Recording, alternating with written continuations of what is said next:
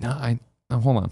Oh, you I just want to make sure. Yeah, exactly. It's a big day. All right, everybody. We just let me get. All right, there. I got my particle. You can't put Cool Greg in that type of panic. Kevin gave him the 3, 2, 1. Cool Greg gave the go to go. Greg Miller wasn't looking. I hear Greg Geddes go, oh shit. What's up, everybody? Welcome to Kind of Funny Games Daily for Monday, October 22nd, 2018. A date that needs no date because it's Ghostbuster World Day. A date that needs no date. Ghostbusters He's right. He's making sense, World Kevin. is out. Let's jump to what's out today in the mom and grop shops. It's Ghostbusters World, iPhone, Android. I've been playing my balls off all morning. Yes, you have. You've been busting them ghosts. I've been waiting, Tim, as you know, that we had the review code through test flight and early access, that it wasn't real, though. Our progress wasn't going to carry over, all these different things. So to wake up this morning, I was so excited like a kid on Christmas morning, turned it on, have to start from zero. I've been having a great time. Yeah. Usual. Of course, full disclosure, Ghostbusters World, I was casting that commercial back in the day. We're working on a sponsored Let's Play for him. We'll see if Sony approves it. We'll see. But I do legitimately really love the game, but I'm a Ghostbuster fan and it's Pokemon Go, so what's to go wrong? How are you, Tim? I'm fantastic. I've been missing the show. I haven't been on the show for 3 years, Greg. Three full years. Did you not do it at all last week? Because I remember you wanted to do it with me. That was the problem. But then you decided to run away. The problem is this Fran Mirabella decides to be a quitter. Oh my gosh, I'm gonna quit my job. Take my day back after my 2-week vacation. Only cowards quit IGN, all right? Right. You know what I mean? Come on, man. Come on now. It's too real right now. So you're back, though. You're I'm back back. with me. You haven't been back on the Very show in a long excited about time. this. You're very excited. Professor Woke from Johto writes in to kindafunny.com / place with a brand new attitude. Shut up. You still got to catch them all, though. I'm not going to make it. It was Professor Woke. My question for Tim. How would you feel about the following moniker? Tim Geddes, the Verified. The Verified. Thought it had a nice Game of Thrones ring to it. What's it in and it'd be reference kind of to? funny to hear Greg say it whenever you co-host. Lol, get the champion on this is too. Of course, you are verified on Instagram. I am. What? No one For real? understands. Instagram.com No one understands. / Tim Geddes for that verified No one understands how content. you're the only person who got verified on Instagram. No one understands why I still haven't been verified. Is Kind of Funny verified? No. Last I checked, no. I don't get it. I mean, either. I've submitted now 4 times under various different things each time. I submitted once. I keep sending my license, and I'm not sure if someone there is in on the joke with us and just thinks it's funny. If Nick gets verified before me, they're in on the joke. Yeah. It's a Kind of Funny best friend. If I never get verified, one of my many enemies. One of my many enemies. The many enemies of Greg Miller. You don't get 75,000 Instagram followers without making a few enemies. If you didn't know, ladies and gentlemen, this is Kind of Funny Games Daily. Each and every weekday on a variety of platforms, we run you through the nerdy video game news you need to know about. If you like that, be part of the show, kindafunny.com / KFGD with questions, comments, bad PSN names for a little bit longer, and everything else under the video game sun. Then watch us record it live, twitch.tv / kindafunnygames. If you're watching live, you have a special job. Go to kindafunny.com / you're wrong. Tell us what we screw up as we screw it up, so we can set the record straight for everybody watching later on youtube.com / kindafunnygames and listening on podcast services around the globe. Before we get into your housekeeping, Greg, I want to say something because I'm looking at myself right now in this confidence monitor and I'm thinking, damn, I love this jacket a lot. Yeah. But did you know that right now on kindafunny.com / store, just today, flash sale, everything's 20% off, including this jacket in every size available? I gave away my jacket in London, so I need to buy one. You can. Kindafunny.com / store, 20% off today. I bet there's a nice story involved. Yeah, we were at a meet and greet, and there was a lovely fan who was complaining that the Rooster Teeth UK store didn't have everything, including this jacket. And I let him try it on, and I'm like, "How do you like it?" And he's like, "I love it." And I'm like, "You can keep it," because I knew I'd eventually get Greg one. Miller. That's what I do. Sounds like the kind of stuff you would do to get verified on Instagram, but I don't know. Maybe they're just not paying attention. I will gladly give this Spirit Halloween jacket off my back to whoever at Instagram would like to verify me. Housekeeping! Ladies and gentlemen, guess what? Extra Life 2018 is just 2 weeks away. It's November 3rd, and we'll be streaming games and shenanigans for 24 hours as we raise money for the Children's Miracle Network hospitals. Join or donate right now, kindafunny.com / extra life. Remember, it's just playing video games for 24 hours. You can do it at home, raise money with your own friends and family, be part of Team Kinda Funny, or just open those wallets and give us your hard-earned buckaroos. Buckaroos. Speaking of buckaroos, today we're brought to you by Loot Crate, Quip, and Third Love, but I'll tell you about that later. For now, let's begin the show with what is and forever will be The Roper Report. Time for some news. 5 items on the Roper Report today. Oh, baker's dozen. A big one, if I do say so myself to start. That's what she said. Jade Raymond leaves EA. This is via Dean Takahashi over at Venture Beat. EA has a new shakeup in its Montreal studio today as Motive Studio founder Jade Raymond is leaving EA and a new executive is taking over. Samantha Ryan, who runs EA's mobile, Maxis, and BioWare studios, will now add responsibility for Motive in Montreal as well. She will oversee all of EA's North American studios, with the exception of Respawn in EA Sports. Dean's article went on to talk a little bit more about Samantha, but I think more important is the Jade Raymond stuff. Jumping back to that, Raymond joined EA a few years ago after a long stint at Ubisoft, where she helped build the Assassin's Creed, Watch Dogs, and Tom Clancy's Splinter Cell franchises. John Reisberg, head of communications at EA, said, "With this change, Jade Raymond has decided to leave Electronic Arts. In her time with us, Jade helped to build great teams, and our projects underway at Motive and other studios continue unchanged. We're appreciative of all her efforts, and we wish Jade all the best as she moves on to her next adventure. We are all driving greater creativity into everything we do across EA Studios, and we'll look forward to sharing more in the months to come." Reisberg declined to comment on further reasons for the change. Now, Big stuff? I don't want to throw around shocking, but unexpected. Definitely. And, you know, I feel the gut reaction to this is there's issues going on. You know, there's been a lot going on at EA the last couple of years, both good and bad, mostly bad from a outside perspective, you know? And seeing big change-ups like this, especially from somebody that is so renowned in the industry. Beloved. Everybody loves Jade. She's amazing. And has done such great stuff, especially when she went over there and, you know, kind of had this vision for what EA could be, especially when you start looking at the Star Wars IP a couple years ago and how exciting the idea of that was. With the timing of all this now, it's like that. This doesn't make me feel great about the future of the Electronic Arts projects that I was excited about. Yeah, it was July 2015. I just wanted to verify that she announced she was joining EA and informed Motive Studios. And that's what it's a weird thing of people coming and going from a project, not unexpected. People coming and going from a project that's never seen the light of day. You know what I mean? Like, I remember, it's, you know, 2015 is what I was going to say, because I remember running into Jade after I won my Game Award.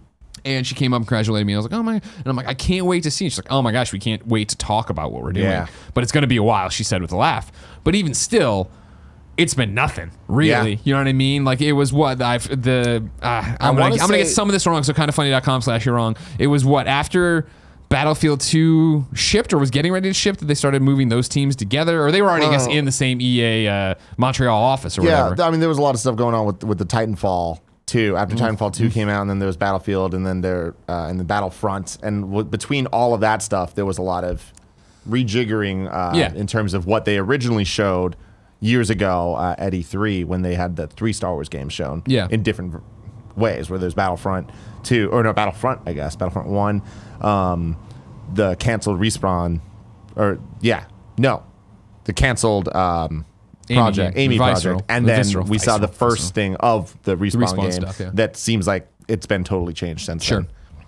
Yeah, it's just interesting because I think Jade going up there was such a big deal for EA publicly being like, no, we're committed to making what you would assume would be great single-player games. Obviously, Jade coming in from Ubisoft, Assassin's Creed, Watch Dogs, all the jazz. Yeah.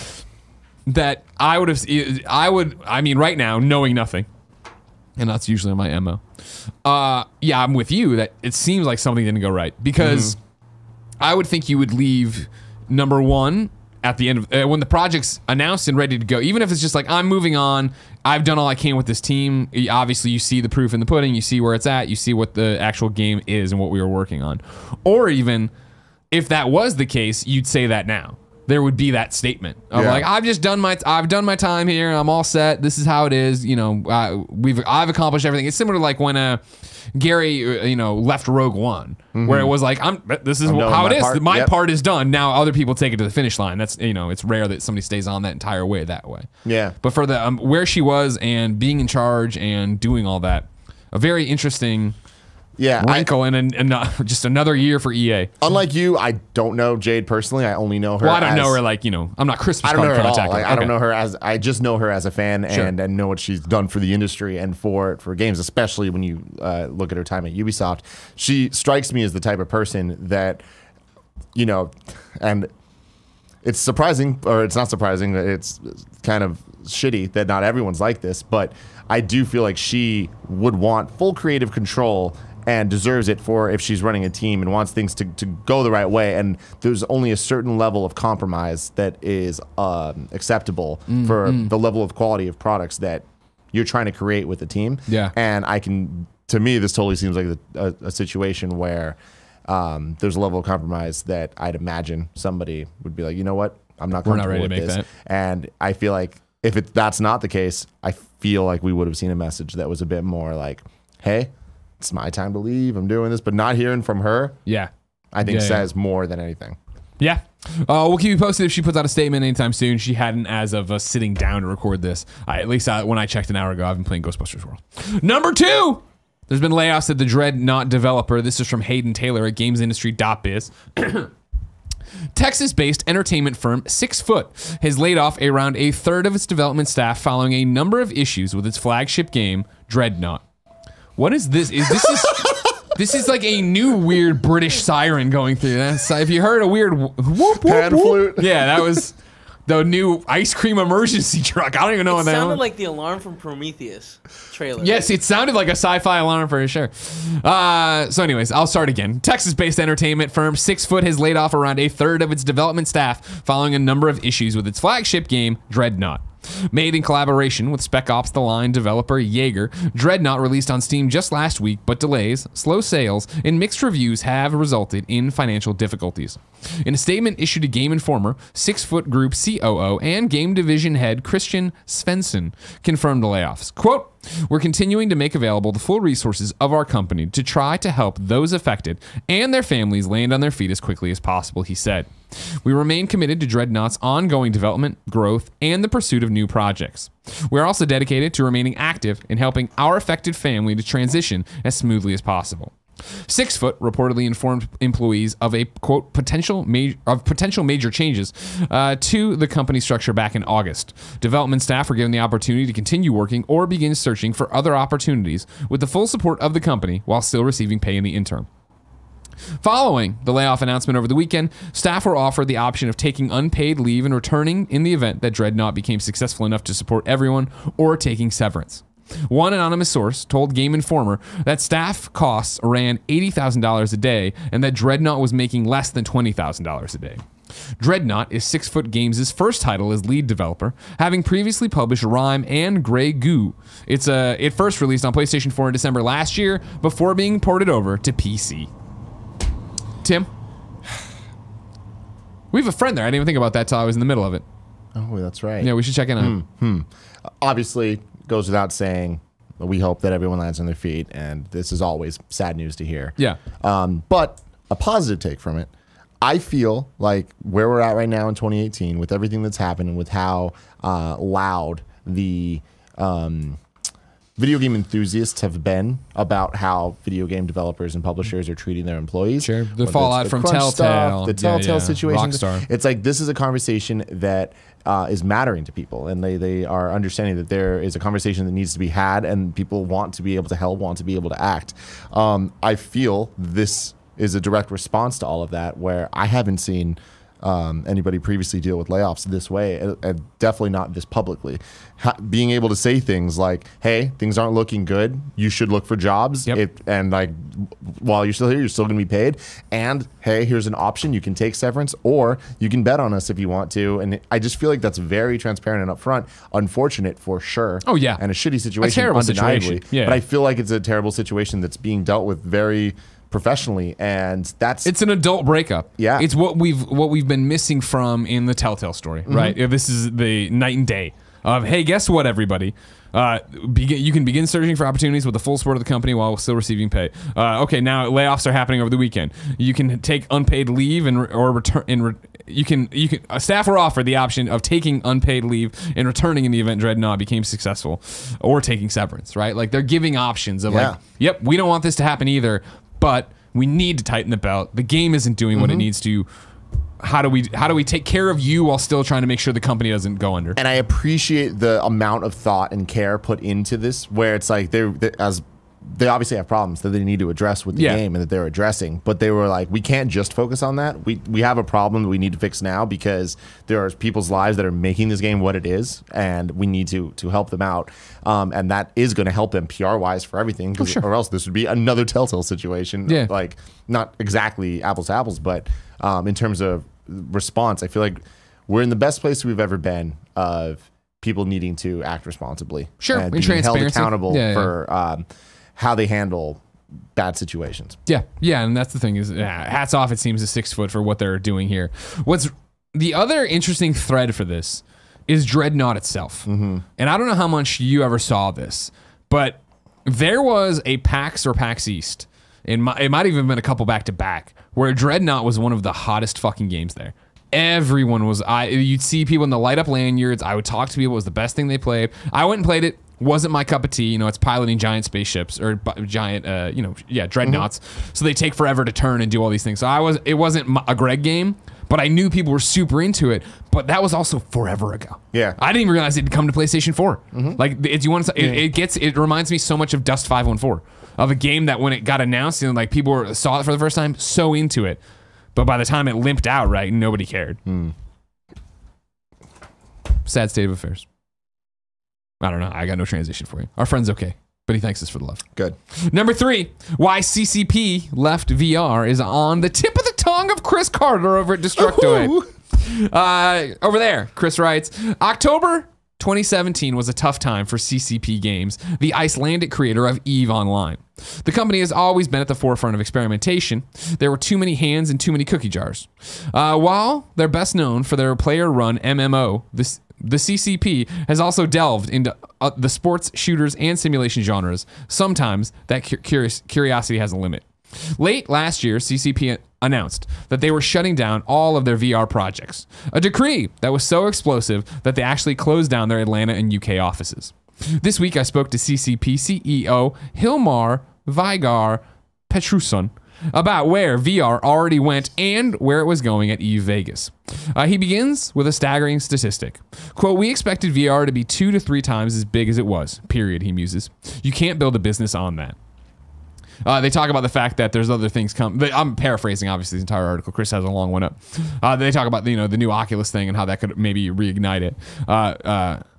Petruson says, if it does take off, and I mean if, we'll reassess. The important thing is we need to see the metrics for active users of VR.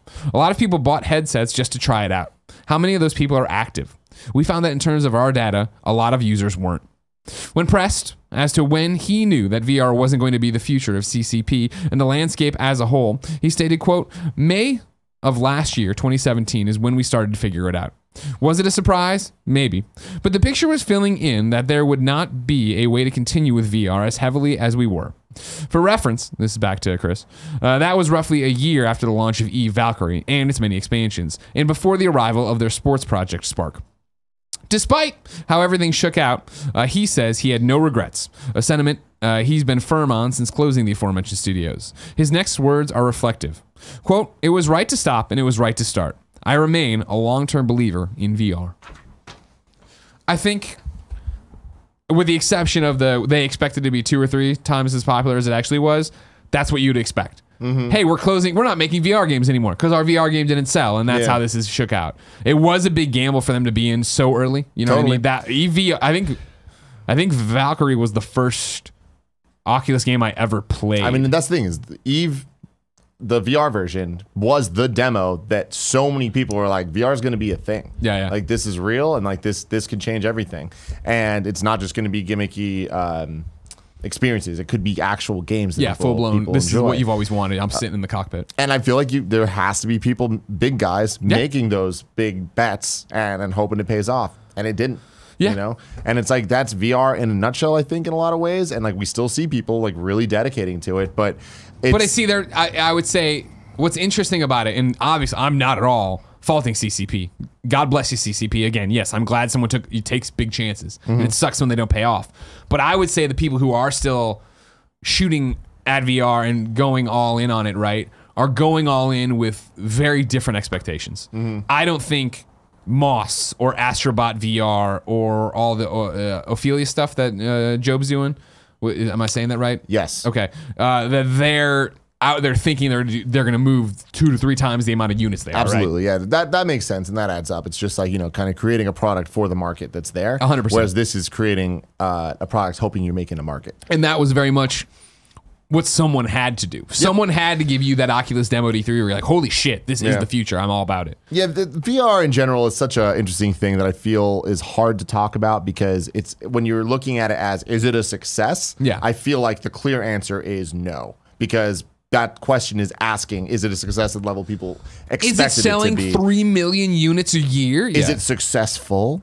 Yeah, it is for what their actual goals are now when we're looking at the market and what different groups are doing, especially Oculus now having the Go and PlayStation VR kind of finding its weird little niche of the PlayStation ecosystem where it's like it's not at the forefront. Although I do think that they are trying to act like it is, and it always surprises me. Well, not to beat this drum over and over again. I think it's just the fact that the weird little niche of PlayStation VR users is just like the weird little niche of Vita users, where there's not as many as I'm sure a lot of people would love to have, but there's enough there, and they buy games, man. They buy games and they evangelize games. And I think riding Astrobot right now and riding Firewall right now, like there's a lot of cool shit over there that's actually getting talked about in different. You haven't even tried Astrobot, right? No. At some point, I should boot it up, get it installed, and use it as the because it's totally of like, hey, you love platformers. Here's a platformer in VR that shows you in a way it could use. And the fact that that's broken through and gotten real reviews and had, I think, Klepek writing about it, and like not people who by any means poo-poo VR, but like with all the amazing games there are to play, not people you'd expect to actually sit down and give the time to it. Yeah. I'm really interested in the future of VR. I don't think it's going to go anywhere. I think that it'll always be a part of video games, and more so than video games, tech going forward. But like, I really, really wonder when it's going to be this thing that it actually is just a mainstream.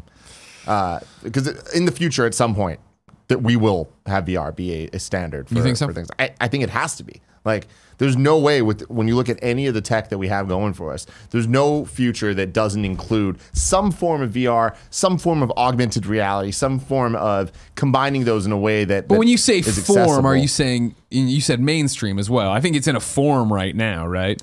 But I'm saying a form mainstream wise. So you think it'll ever be like bundle, like PlayStation X? You get 1 year, where it's like, and that's how it's not. Oh, this is a VR game. Oh, this is a video. It's like they're all the same. It'd be like using a controller. Interesting. Where it's like you use controllers. Yes, there's exceptions to that rule, but you use controllers to play games. I do think at some point VR. I don't think it'll ever be a headset. I think it might be glasses. It might be a brain chip. I don't fucking know. But like brain chip. Brain chip. Hell yeah. Kevin, would you sign up for the brain chip right away? Fuck yeah. Put a chip in my brain. What?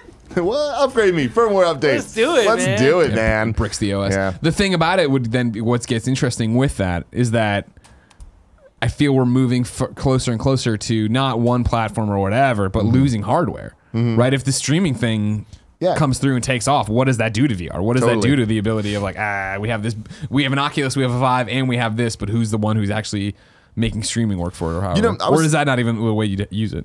I imagine the stream will have a lot to do with it. Yeah. I feel like the less hardware there is, the more this type of stuff can take off, right? 100%, yeah. If it was just something that sat on my coffee table, if it was glasses, like you just said, that sat on the coffee table and you put them back on, rather than having to run the line over there and do this all up there. Or maybe some type of nanotech shit, some Tony Stark Iron Man thing. Okay, you know now I mean? you're a little too far. All right, I don't know, man. I don't know. Nanotech, dude. Put a You gotta chip in You're not getting no you know, nanotech glasses.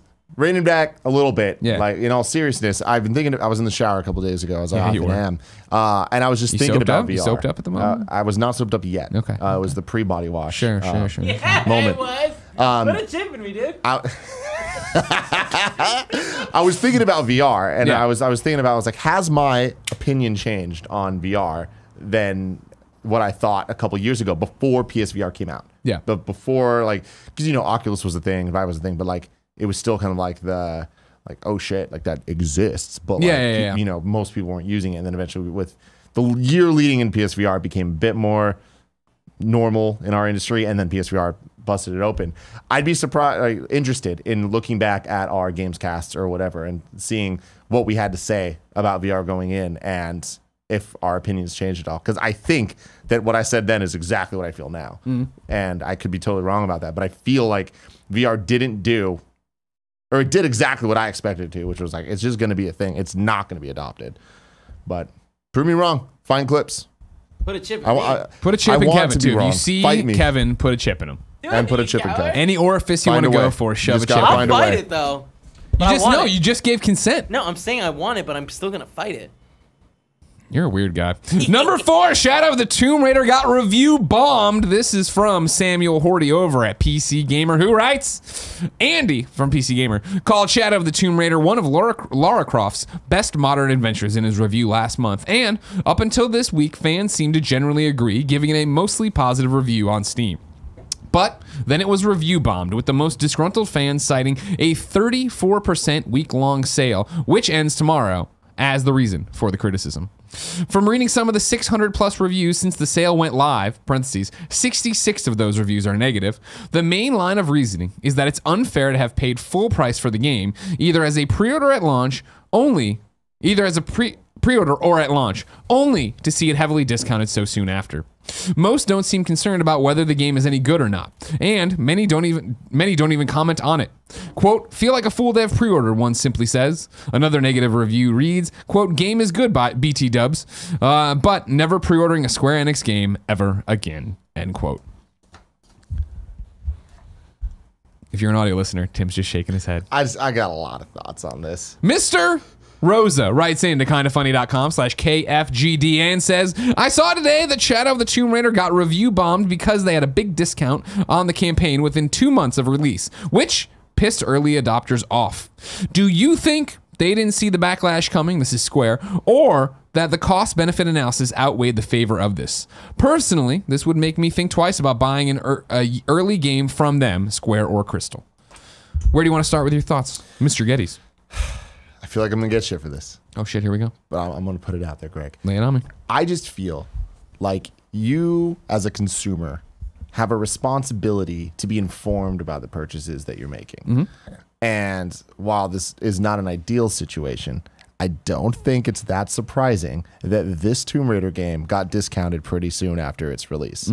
I feel like if you were following video games, if you're the type of person pre-ordering video games, you are probably educated in them enough to understand the tendencies and the flow of video games and when things get discounted. And it's up to you to make an educated purchase on what you think is worth being an early adopter for, or what you're like, you know what, I can wait because it's going to be discounted. Is there any sense there? I think you're a complete asshole. And here's, no, I'm kidding around. No, I agree with you 100%. Before even getting into that, right? Like, what a shitty thing to do to a video game. You know what I mean? Because again, it's the developers, it's that, people trying to share their art and get it out to you. So you to go there pissed off about your purchase, no, that is 100% on you. And it's a complicated issue to an extent, but then again, it's not. Of like, all right, you read the reviews, you decided you need the game that badly, you went off and bought the game. That you got your ticket punched and you went and did your thing. I get that you want it as cheaply as possible, but to what you're saying, Tim, at what point on any of them, I'm sure the people some of these people listen to us, and if not us, you listen to something or read something. Did you really not see in any of the criticism of why are they releasing this now? It seems like it's being sent out to die. It's so close to Red Dead. It's so close to Assassin's Creed. You didn't hear conversations of clearly this is going to be marked down. Clearly this will be a Black Friday sale. Clearly this is like, no, you can't. I don't think you can fault them for that. I think in general, I mean, if I buy the new iPhone tomorrow and then they discount it, it's like, oh man, that's bad luck on me. Or I should have been paying closer attention to the industry, I would say. Yeah, me too. And again, that's a potentially privileged point of view, but I feel like it's a perspective that is important to bring in mind. Here's my thing, and I'm sure someone kindoffunny.com/KFGD. Not you're wrong. I'm not wrong about this. This is an opinion-based conversation. You say potentially privileged, right? Is it potentially privileged? Because again, if with all due respect to whoever feels that way, if your $60 is that tight, wouldn't you be looking for why did you need Shadow of the Tomb Raider right then, right there? If you're the big here, because my answer would be I'm a huge Lara Croft fan. I'm a huge Tomb Raider fan. I love Crystal Dynamics, right? Well, then good on you. You supported the game at the full level, which hopefully enough people do, that tells Square Enix that yes, we need to invest in future versions of Tomb Raider. They need that support there if that's who you are.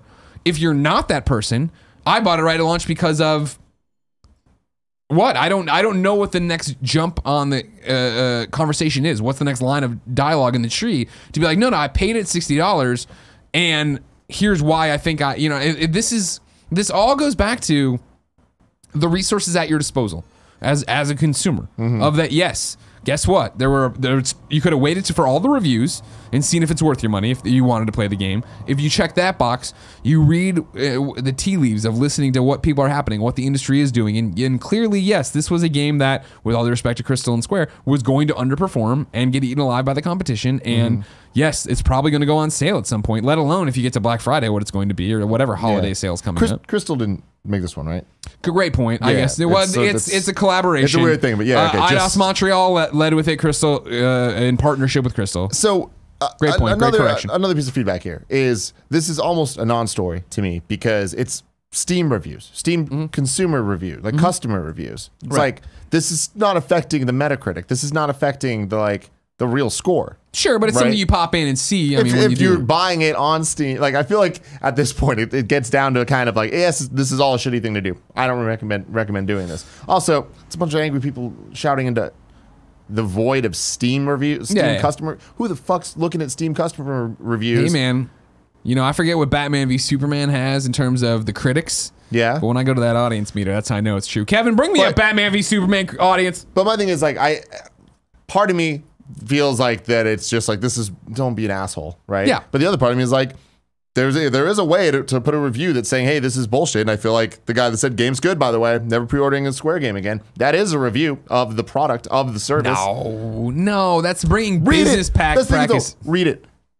Nobody does that. Look at that, everybody. Show it to him, Kev. Oh, they can't. Batman v Superman, 27% with these critics all high and mighty. Audience score, 63% liked it. Just barely more than half were like. But I mean, that's my thing is like that 63, or that 27 doesn't mean anything. You got to read the words, especially if the words of these reviews are probably like one sentence because they're just stupid ass Steam. It's one of those that I almost reviews. didn't put into the thing because I don't like to reward people for bad behavior. And because guess what? These people are trolling and they're doing it because they want to get their message out there, and I've gotten their message out there. But also to Mr. Rose's point, did Square Enix see the backlash coming, or is the cost-benefit analysis weighed in its favor for this?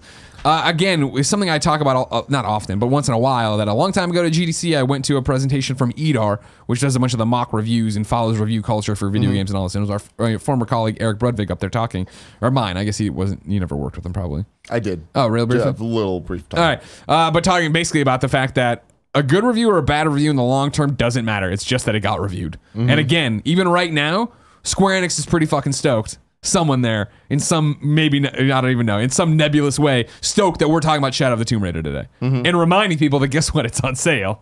And it got a bum rap, and it did all this different stuff. I feel like it's obvious the game's not selling as well as they need it to. They're trying to do anything they can to at least get the game out there. Sure. So it's like that's why the discounts are being made. In terms of Mr. Rose's question of did they see the backlash coming?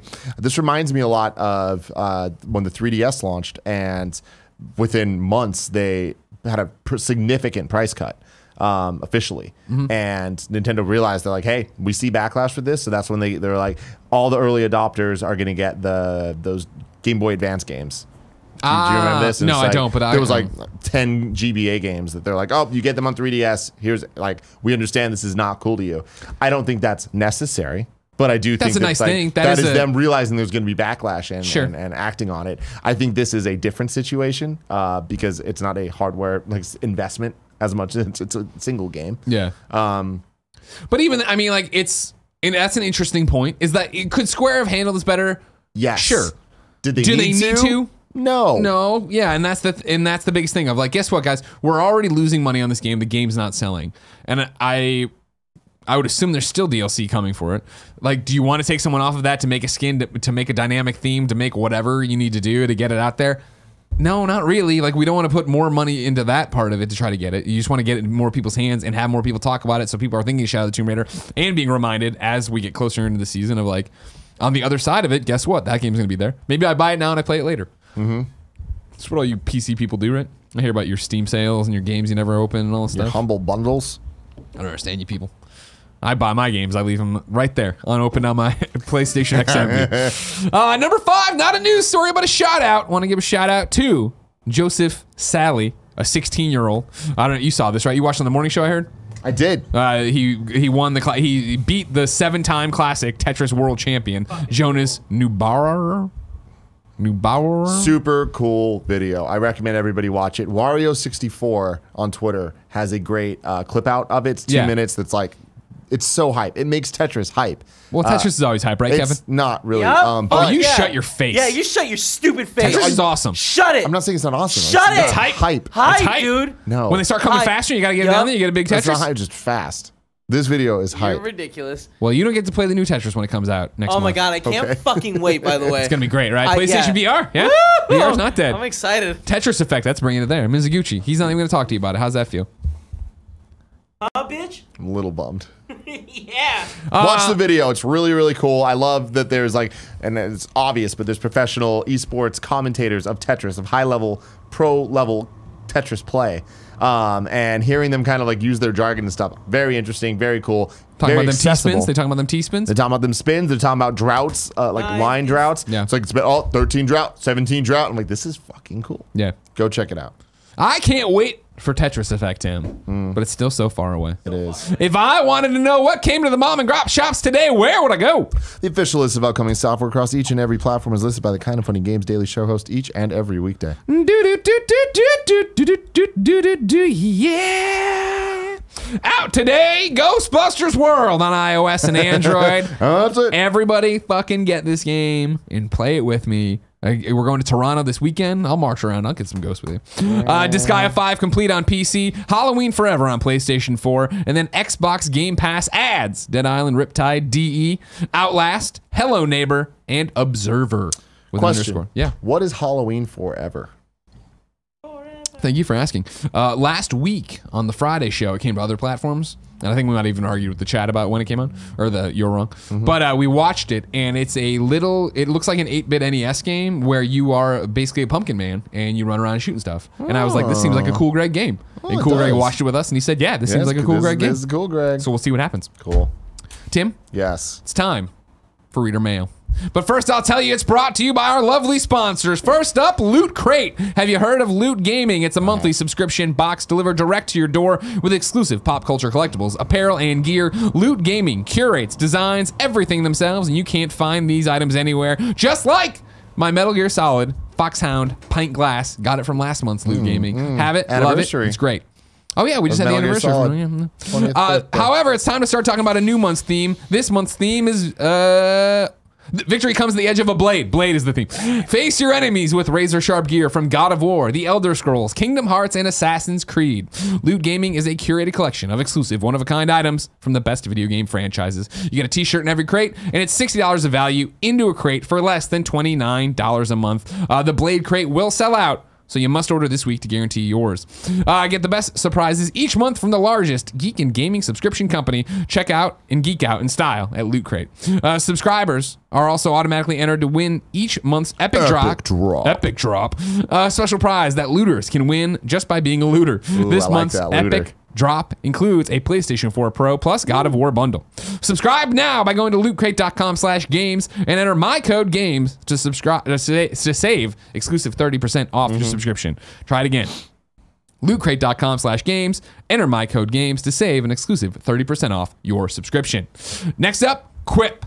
One of the most important things we do for our health every day is brushing our teeth, yet most of us don't do it properly. Quip is a better electric toothbrush created by dentists and designers. Quip was designed to make brushing your teeth more simple, affordable, and even enjoyable. People brush too hard, and some electric toothbrushes are too abrasive. Not Quip! A built-in 2-minute timer pulses every 30 seconds to remind you when to switch sides, helping you guide a full and even clean. Up to 90% of us don't brush for a full 2 minutes, and we don't clean evenly. I did not know that until Nick did the original read on this, and now I find myself brushing for 2 minutes for sure. I would love to tell you about using the Quip, but Nick took it. Nick uses it all the time and loves it. Nick's been using it. Gia Tap Harris, big Quip fan. Her teeth, super clean. That's true. Why? The Quip. Even clean. Quip doesn't require a clunky charger and runs for 3 months on one charge. Brush heads are automatically delivered on a dentist recommended schedule of every 3 months for just $5. Quip starts at just $25. You can get it right now if you go to getquip.com/games. You'll get your first refill pack free if you do it too with your Quip electric toothbrush. That's your first free refill pack at getquip. GETQUIP.com/games. And finally, Third Love. Third Love has an offer for all the kind of honeys out there. It's the perfect bra. Using thousands of real women's measurements, Third Love designs its bras with breast size and shape in mind so that they fit impeccably and feel even better. Third Love just added 24 new sizes, making them the industry leader for a total of 70 sizes. You get to skip the trip, find your perfect fit in 60 seconds online, order, and try it home. Gia loves her strapless ones. Her friend loves her friend's boyfriend loves the black lacy one, and my Jen didn't love hers. She bought one too big, but Third Love's easy and free returns make it simple to get the right one. Third Love takes its customer input seriously. They recently launched the most requested style, cotton. It took 2 years to develop the perfect cotton collection, which is made with a premium cotton called Pima, no R. The result is a line of incredibly soft, smooth, and breathable bras and underwear you'll want to wear every day. Third Love knows there's a perfect bra for everyone, so right now they are offering my listeners 15% off your first order. Go to thirdlove.com/games now to find the perfect fitting bra and get 15% off your first purchase. That's thirdlove.com/games for 15% off today. George writes in to kindoffunny.com. What's George have to say, Greg? /KFGD. You better stop stepping on the URL. Because I get all these kids tweeting me, how do I ask questions? And you're over here yelling about George. They don't know. They don't know anything. Some of these kids dumb. George knew. Hey guys, I've just seen IGN's review, or should I say reviews, of Black Ops 4, and it's got me wondering, how come this game deserves 3 separate scores? In a time when a lot of sites are moving away from scores, it really seems like IGN is selling out here, or at least setting an unrealistic precedent for itself. Does this mean that every big game with multiple modes will have separate scores now? I know you guys have experience at and with IGN, so I wanted to hear your opinions on this. Do you think it was a good idea of IGN to give multiple scores to one game, or even give scores at all anymore? You familiar with this? I am. Miranda Sanchez. Right, we know her. Somebody that Friend has of the show. reviewed many of the Call of Duty games for IGN in the past couple years. Also reviewed part of the game this year, and was the overseer of the different review processes that happened for this game. Dan Stapleton, reviews editor over at IGN, runs a tight ship. He does. There. That's you know true. what I mean? That's true. Does a good job. He never put up with my bullshit. No bullshit at all. He had a lot of bullshit. And he doesn't laugh when I talk, so that's how you knew we were not. He wouldn't put up with exactly. me. And that's why they fired me. But he came up with this idea of reviewing Black Ops 4 this year as different reviews, but also having an overall review. So it's because they're doing it for Blackout, the other multiplayer, zombies, and then just normal multiplayer. Gotcha. So they put those out, and then there was also an overall. There is an overall review. Yeah. And Miranda tweeted out a write up that I think was from Dan, but it might have been her talking about the process. Yeah. Dan just had a kid, so I think there was some issues. He's got some excuses now. Huh? Yeah. But explaining why they're doing this, the thought process behind it. And George, if you haven't read that, I highly recommend you do, because I think that it's very important and interesting for IGN to be experimenting with reviews as games change, as games become this games as a service level, where Black Ops 4, what is it? There are people that are only going to play one of those modes and care about that mode. Yeah. And I don't think that every game going forward needs this. I also, who knows if this works or doesn't work, and is it 3 times the work for...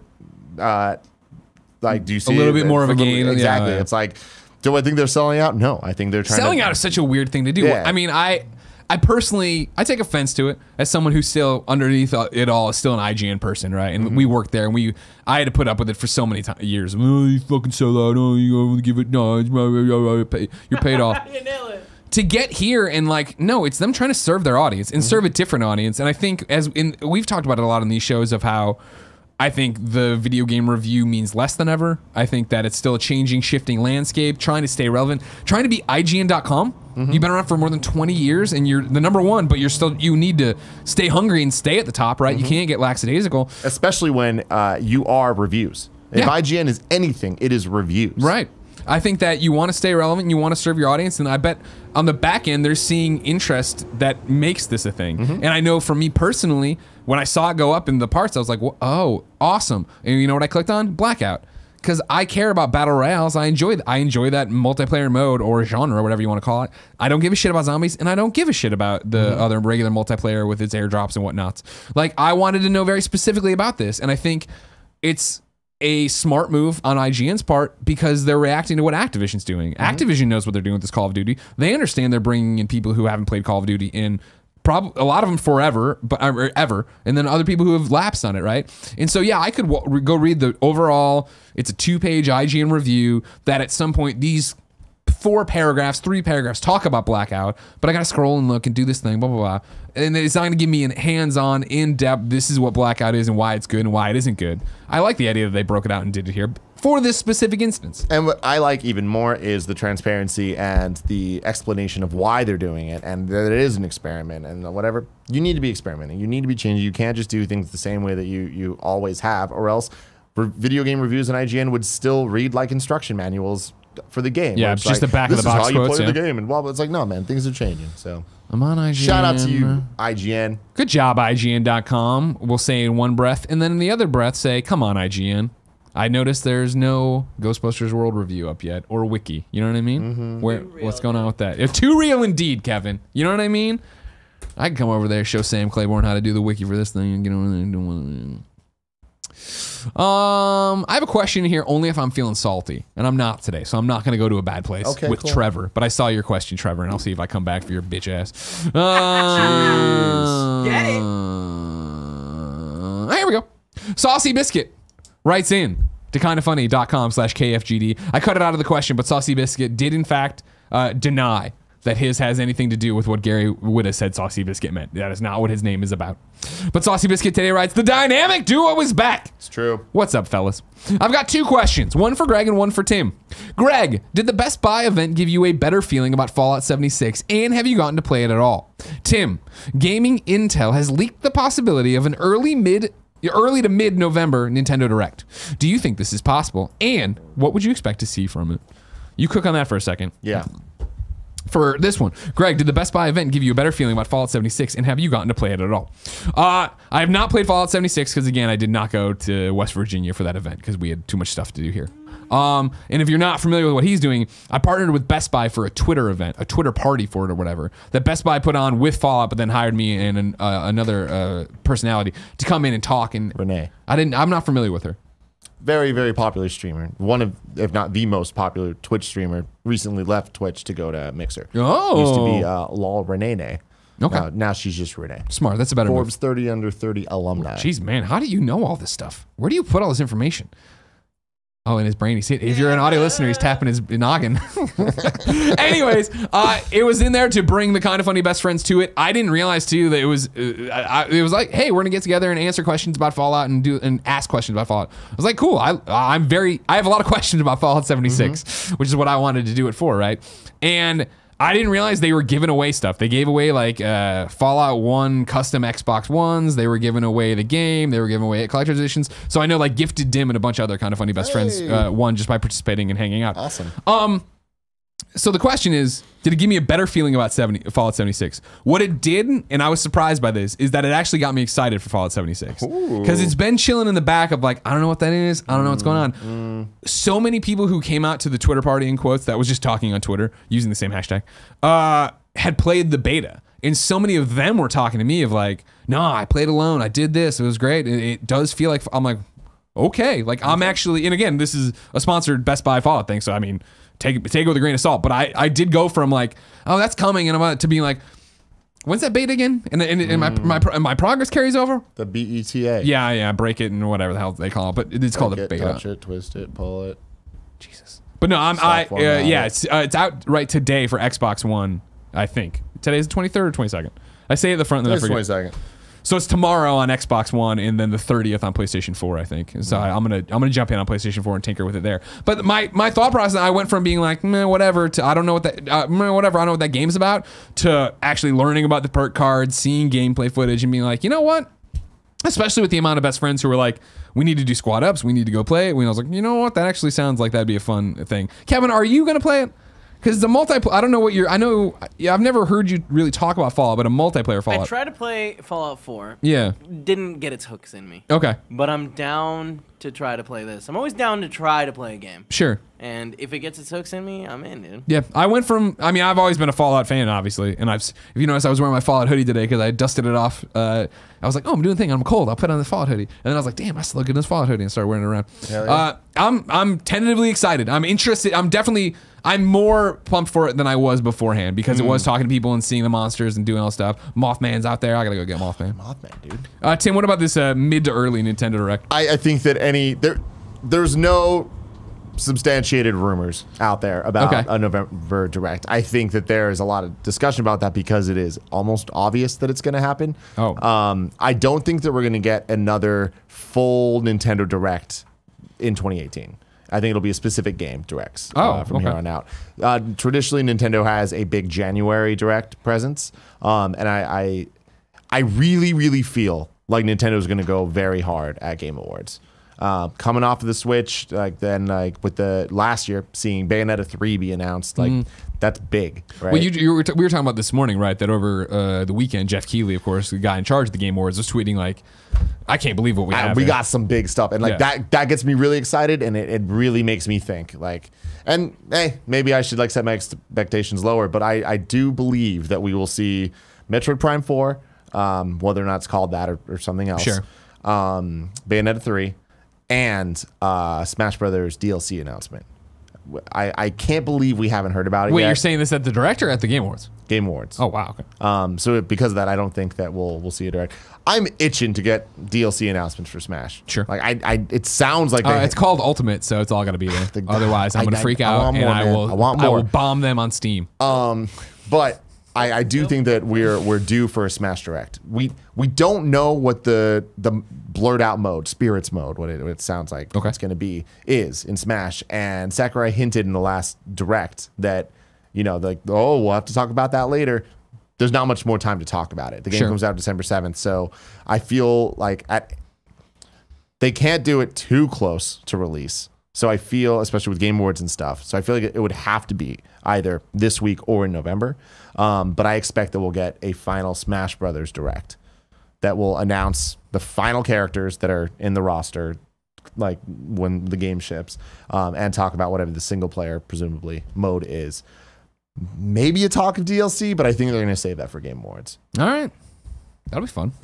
I'd sign up for all that. And with Pokemon coming out in November 16th, I kind of expected we'd get a Pokemon Direct, and I'm surprised we haven't seen that yet because it's coming real soon. Yeah. But Pokemon Company always does things a little bit differently, and they have steadily been releasing trailers and just random updates for the game. So pretty much everything about the game is known now. So I don't know if they need to do a Direct for Pokemon. I think it might just be a giant marketing blitz come November.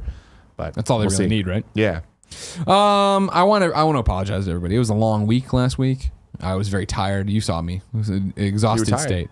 Yeah. Funny Game Showcase coming together. Exactly. Killing us, but coming together. It is coming together. We have a question about Showcase we'll get to in a second. Usually I'm really good about linking up questions. And now you've thrown a wrench in my works of taking me off that one too. You're good? You're good and I love you. Don't worry. Hold his hand, Tim. Do that thing where you point at your noggin again. I like that a lot. Somebody gift that. Anyways, though, Brandon wrote in and said, Greg and Tim, you guys were big on PUBG and Fortnite, but it doesn't seem like that's the case with Black Ops 4. I assume it's timing of release, but was wondering if there's something more to it. Do you eventually want to get into and maybe even stream Blackout? Thanks for a great show, Brandon. Now, Tim, you were never into PUBG or Fortnite. I was definitely into PUBG. No. But I was in. Fucking liar. Thank you. I was into PUBG before you were, Kev. I was into PUBG for the hot minute it kept my attention. With your friends that aren't related to us, and it was a great time, and I enjoyed that hung out with them maybe twice. very much playing that game. All right, okay.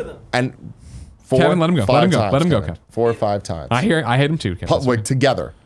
Anyways, Call of Duty. I was always a big fan of the single player. the campaigns. And eventually they hit a point that I was like, you know what? They're not up to the quality I'm looking for, and there's other people doing it better or whatever. So I stopped. I feel like Call of Duty's multiplayer is such a phenomenon and such a thing that you either are invested in or you're not. So the idea of a battle royale game now that has the polish of Call of Duty and all that sounds great. It also sounds like something I have absolutely no time for. Sure. Like I'm just not. Like, that's too much. I like that PUBG at the time I was playing it was a smaller thing of like, yo, it's just this focus game. It's this experience. You can like pop in, play a couple matches, and have a lot of fun. That's what this is too, right? I know, but I feel like it's Call of Duty. Like, I feel like this is, it's big. It's the scale and scope of it, I'm like, too much. Too much. There's too much Call of Duty shit that I don't know from multiplayer that I assume is in the game. For me personally, I assume, Kevin, I'm going to want you on mic for this because you were huge. You were really big on PUBG. Then we were all big on Fortnite together. Fortnite came around. It was when it switched, so it was with me, and we could play it whenever. We could all play here. It was great. And it was a slower time period. Now the fact that it's Assassin's Creed and it's Red Dead 100%. And it's this and it's going to be that and it's like there's just too many games right now. I still want to jump back in to PUBG. To PUBG. Yeah. Are you ever going to try Blackout or screw around with that? I definitely am. Yeah. It's just right now it is very much like, man, Assassin's Creed Odyssey has all my attention and time right now. You gonna platinum it? No, fuck no. You gotta be close, right, with everything you're doing. I don't know, man. I don't live that life. That's not how I live my life. It's too much, man. Yeah, I feel if anything I would get, and then now, similar to what you're talking about, we've all, and me personally, I've invested so much into Fortnite, where it's like if I want to play a battle royale, I'll probably go play Fortnite. Because I still feel... You can do both.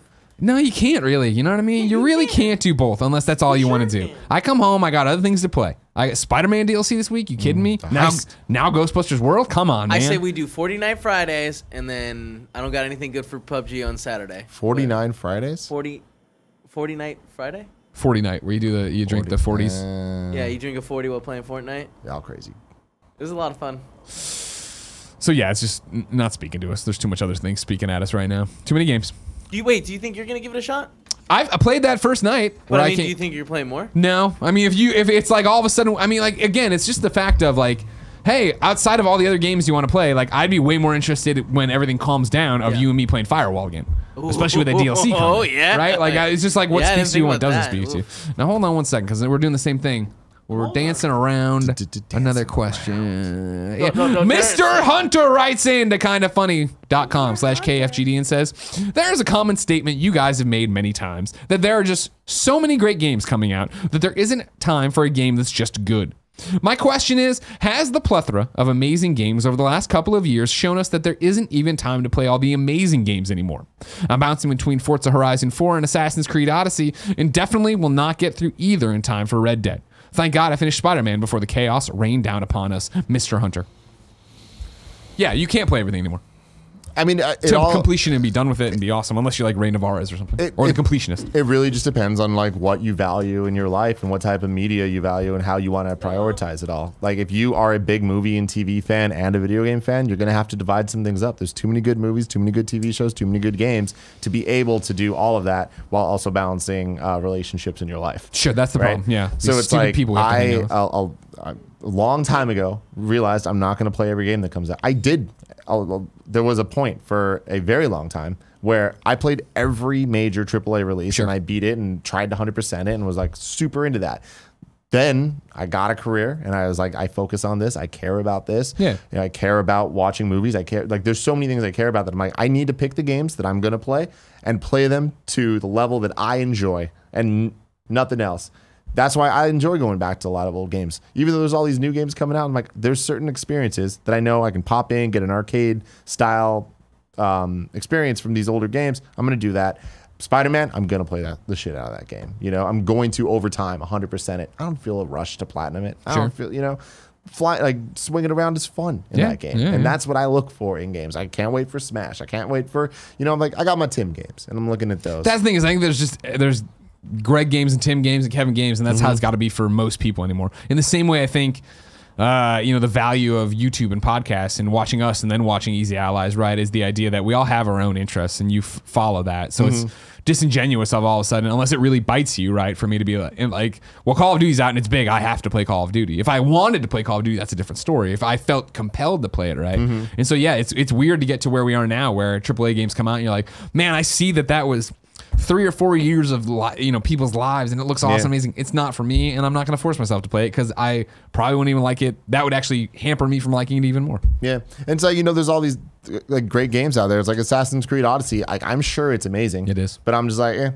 I'm not interested. Devil May Cry 5, can't wait. And see, Devil May Cry 5, I won't even play. Yeah, but it's like there are games that I'm looking forward to, and it's just like and Resident Evil 2 remake coming up. Like, it's exciting times, man. It is exciting times. Not the least of which because of the Kind of Funny Game Showcase. If you didn't know, PlayStation Experience isn't happening this year, and rather than let that time period go, because of course I love how much on Thursday night, guess what, Game Awards, here's a bunch of crazy AAA announcements, awesome, and then you go to PSX and be like, hey, I'm Gio Corsi, here's a bunch of Vita games that are coming out. Vita. We're not gonna let that die this year. We decided, so we're doing a Kind of Funny press conference on December 8th, 10 a.m. Pacific time. That's the Kind of Funny Game Showcase. And Brandon Gann, right in. Can I ask you a spoiler question? Sure. That you can choose to or not to answer? Sure. Do you have any Vita games lined up for the I'm not going to answer that question. Okay. I'm never going to answer that question. That's way too specific. I'm not going to tell you that kind of thing. Brandon writes into kindoffunny.com/KFGD and says, hello, KFGD crew. I hope this finds you well. My question is primarily for Mr. Miller, but anyone who wishes or can respond as well is all the merrier. It concerns the Kind of Funny Game Showcase, but not about the showcase itself, and it's in 2 parts. The first part, when and what kind of messaging can we expect surrounding the showcase to help set expectations? I only ask this because PSX last year wasn't properly messaged about what it turned out to be, and I was seeking reassurance the way in which it will be packaged, because this is not the first time the gaming industry is getting a showcase like this, not from a major event, and as such, I'm not sure what to expect. For example, if it will be a reel of trailers or any developers / special guests stop by the studio, live in studio gameplays, demos, etc. No problem. Like I said earlier, I think the Game Awards is the Super Bowl. That's WrestleMania. We're Access across the street. We're not even NXT. No. We're just a fan of NXS. No, I mean, the idea here was to step in for what PSX was great at, which was giving smaller games, indie games, smaller developers a chance to shine and show their games. There will be no, well, I shouldn't say no, but they're probably going to be in studio appearances from developers. It's mainly, let's look at a trailer. Let's look at a montage. Here's what this game is. Here's a release date. Here's what's happening. Like, there's a bunch of different stuff I don't want to tip my hand at, but no, don't expect. It's what I've been telling people in emails when I describe it is somewhere between the what you'd expect from the polish of a PSX press conference or whatever, mashed up with a Nintendo Direct. And more so than a Nintendo Direct, I would say specifically the Nindies showcases they do. Okay.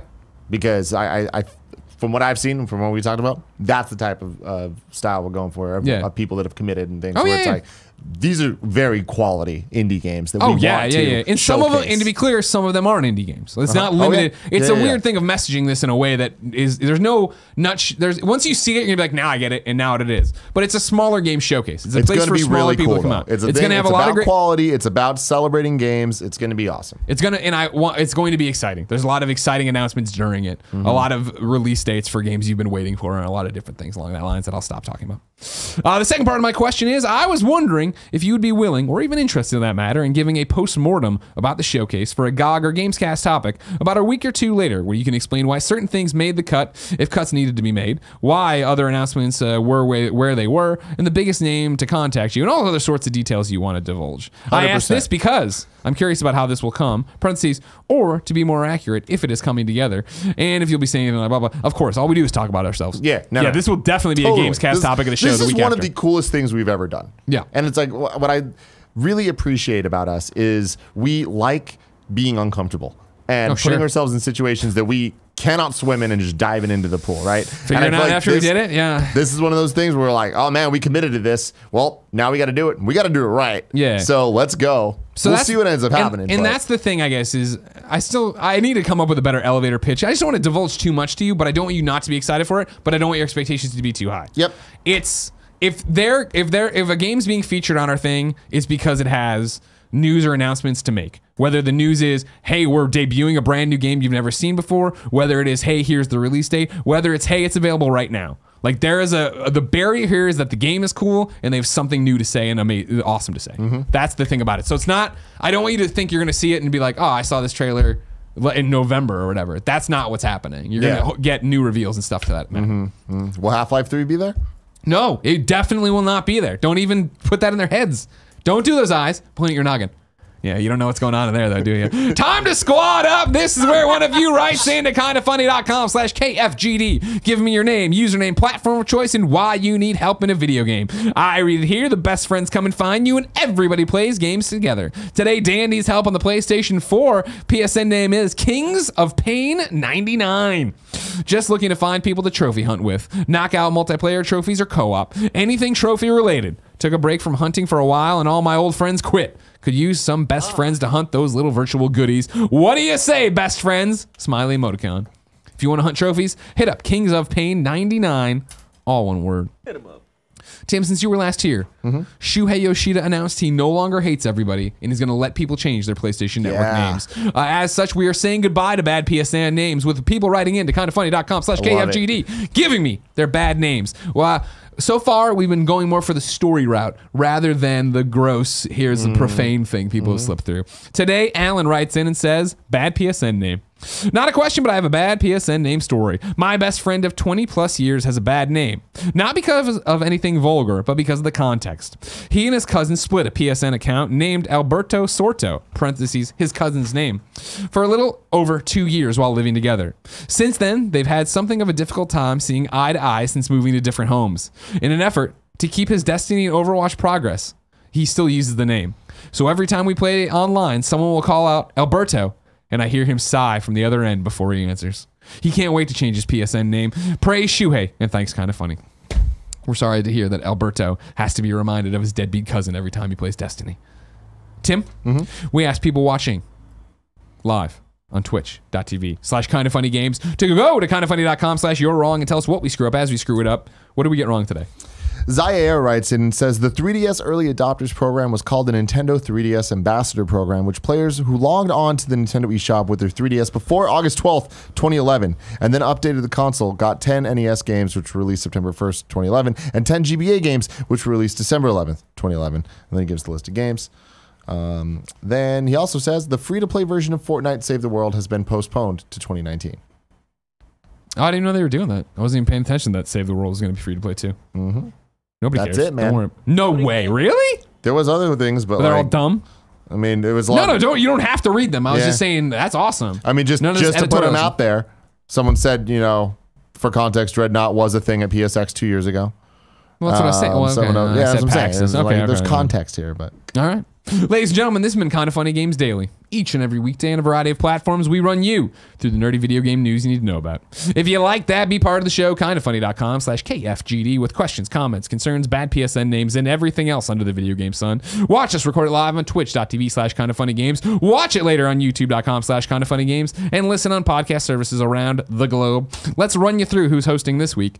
No, it's not. Tuesday, it's Greg and Andrea. Wednesday, it's Andrea and Dave Krause from Stack Up. Thursday, it's Greg and Jared. And Friday, it's Tim and Aiden Strahan. Oh, that'll be fun. Yeah, I like her a lot. And she's obviously already had her debut performance. I think her and you together is going to be a fun hype moment. Let's do it, man. Ladies and gentlemen, until next time, it's been our pleasure to serve you.